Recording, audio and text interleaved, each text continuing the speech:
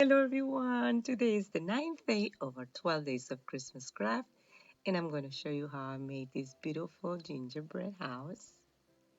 And I'm going to use it also to hold recipes. As you can see, I already started painting it, and I'm using these acrylic paints and also this chalk paint. This is a very pretty color. It's called Tiffany Blue, and it's by Afraid Not.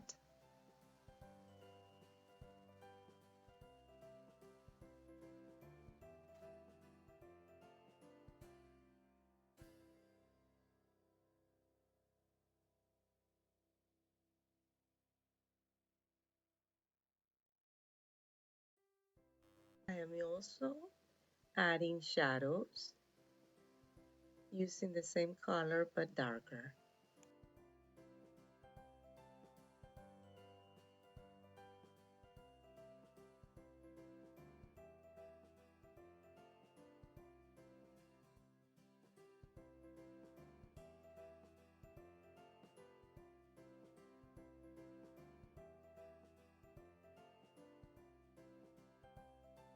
Now I'm adding the box, painting it also in Tiffany blue.